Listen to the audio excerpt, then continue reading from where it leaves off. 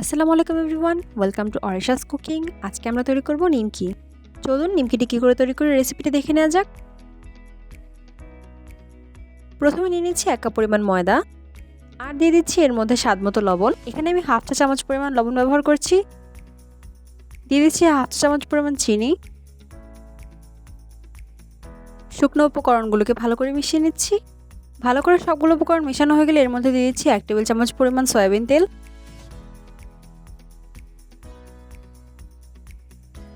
এবার সবগুলো উপকরণকে 5 মিনিট ভালো করে মাখিয়ে নিচ্ছি।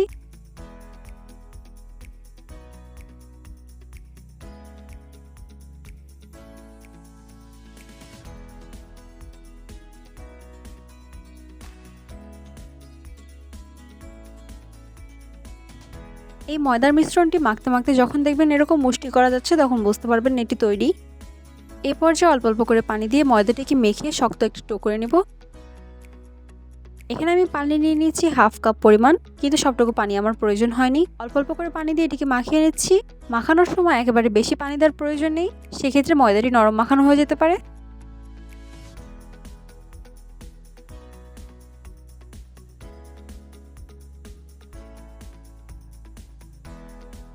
দেখতে পাচ্ছেন ঠিক এরকম শক্ত করে মাখিয়ে নিয়েছি। এবার একটি ম্যাটের উপর এটিকে নিয়ে 5 মিনিট ভালো করে মথে নেব।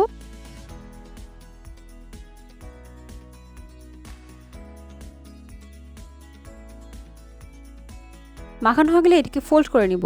দেখতে পাচ্ছেন ঠিক এভাবে ফোল্ড করে নেব।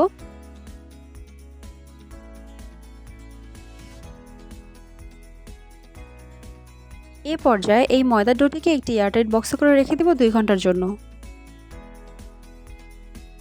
2 ঘন্টা পর চলে আসলাম। এবার এই নিমকির ডোটিকে ভালো করে বেলে নিচ্ছি। আপনারা চাইলে এটিকে ছোট ছোট টুকরো করে তারপরে ছোট ছোট রুটি বেলে নিতে পারেন। আমি এটিকে একেবারে বেলে নিচ্ছি।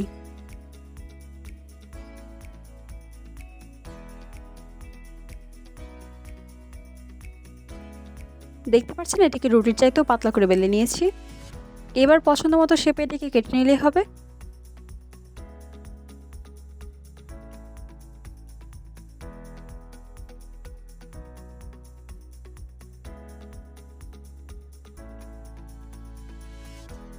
নিমকিগুলো কাটা হয়ে গেলে এর উপর দিয়ে হালকা করে ময়দা ছিটিয়ে রাখছি, যাতে একটার সাথে আরেকটা লেগে না যায়।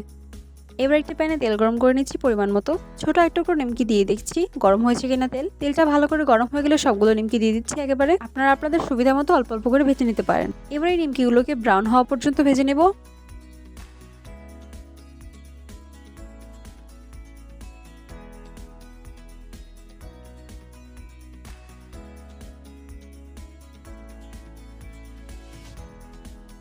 নিমকিগুলো যখন ঠিক এমন ব্রাউন হওয়া শুরু করবে সেই পর্যায়ে নিমকিগুলোকে তেল ঝরিয়ে তুলে নিচ্ছি। এই তো আমাদের নিমকি ভাজা তৈরি। রেসিপিটি কেমন লাগলো অবশ্যই কমেন্ট করে জানাবেন। ভালো লাগলে রেসিপিটি শেয়ার করে দিবেন।